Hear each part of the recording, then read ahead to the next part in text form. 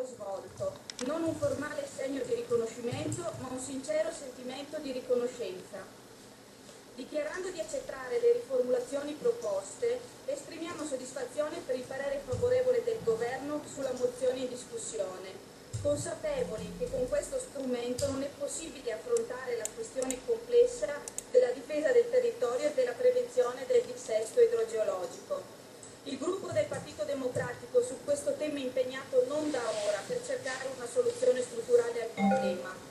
Le recenti dichiarazioni del Presidente del Consiglio ci confermano che la strada da intraprendere è quella di una svolta reale sul tema del dissesto idrogeologico, con investimenti veri e profondi per superare la logica dell'emergenza. Cogliamo con estremo favore l'impegno del Governo qui annunciato di affrontare il tema di quella che qualche tempo fa avremmo definito legge quadro sulle emergenze a seguito di eventi come quelli recentemente accaduti in Veneto ed Emilia. Il recente decreto legge 4 del 2014, nel testo modificato in prima lettura alla Camera in fase di conversione, accoglie alcune necessità post-alluvione, in particolare sulla sospensione degli adempimenti tributari e contributivi, grazie ad un lavoro corale svolto nelle commissioni competenti e grazie anche alla sensibilità dimostrata dal Governo. Ma non possiamo pensare che ad ogni evento si inneschi la rincorsa al provvedimento una tantum. Riteniamo che creare una cornice normativa chiara per affrontare le emergenze sia un passaggio fondamentale per garantire da un lato certezza e rapidità di intervento, dall'altro omogeneità di provvedimenti sul territorio, al fine di evitare l'avvio di contenziosi di campanile tra comunità già tragicamente colpite. Riteniamo che in quella sede il Parlamento sia chiamato a definire misure e criteri standard sul ristoro dei danni, sugli interventi di messa in sicurezza, sulla gestione dell'emergenza, sulle sospensioni dei pagamenti e quant'altro necessario a dare risposte a famiglie, imprese ed enti locali. Si tratta di un'iniziativa urgente e non rinviabile.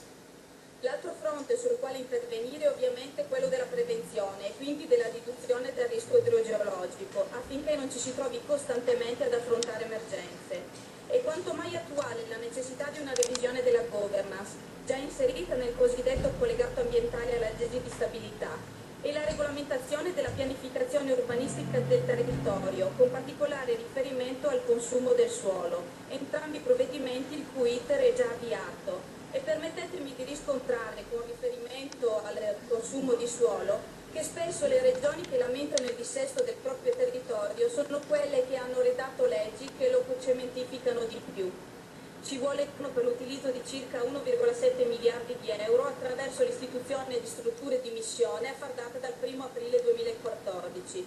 Si tratta di un'iniezione di risorse fondamentale, seppur limitata, per segnare almeno l'avvio concreto di una fase di ristrutturazione del territorio italiano, operazione che sappiamo può dare una boccata di ossigeno anche all'economia del nostro Paese.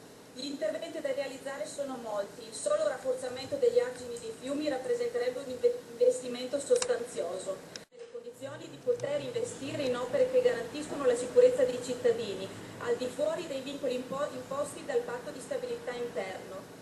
Anche su questo sappiamo che l'attenzione del Governo è alta, ma cogliamo l'occasione anche in fase di discussione di questa mozione per rimarcarne l'assoluta priorità. Ci sono amministrazioni locali che con milioni di euro di fondi bloccati sono costrette a stare a guardare il proprio territorio cedere alle piogge, i propri cittadini ad operarsi per salvare la propria casa o la propria azienda e a volte assistere a persone che perdono addirittura la vita. Non è accettabile, vincoli di bilancio non giustificano tutto ciò. Tornando più specificatamente alla mozione e quindi a quanto richiesto per affrontare l'emergenza, ricordiamo l'assoluta necessità di procedere rapidamente alla dichiarazione dello stato di emergenza per il Veneto e alla necessità di riconoscere, mediante appositi provvedimenti, la specificità delle esigenze di coloro che in pochi mesi in Emilia-Romagna sono stati colpiti dalla doppia calamità del sisma e dell'alluvione. Il fatto che il Governo, esprimendo parere favorevole, faccia propri gli impegni di questa mozione conferma un'attenzione non formale ai disagi subiti dalle popolazioni venete ed emiliane, disagi subiti anche evidentemente a causa di mancati investimenti pubblici pur da tempo individuati come necessari ma mai avviati. In particolare riconosciamo l'impegno annunciato oggi in quest'Aula a stanziare 30 milioni di euro, risorse seppure non esaustive, ma destinate al ristoro dei danni subiti dalle popolazioni. Vogliamo immaginare un governo impegnato a reperire ulteriori risorse finanziarie necessarie per far fronte alle emergenze in tempi brevi. Ad imporlo sono le dimensioni del dramma provocato dagli eventi meteorologici di inizio anno in Veneto ed Emilia-Romagna. A tal proposito, la richiesta proveniente dai territori di valutare l'opportunità di pensare a questo tema per una vera e concreta applicazione del federalismo fiscale in attuazione dell'articolo 119 della Costituzione, ha la possibilità quindi di utilizzare risorse a fronti di responsabilità nei territori dove queste si generano rimane del tutto attuale. Ritengo non assistere più a fatti di questa portata. Vorremmo che l'allerta non partisse alle prime gocce di pioggia. Riconfermiamo con forza il nostro impegno per far sì che l'Italia, nota in tutto il mondo per la bellezza del proprio territorio, possa essere fino in fondo consapevole del rispetto che questo merita e possa garantire ai propri cittadini la sicurezza che troppe volte finora è venuta a mancare. Grazie.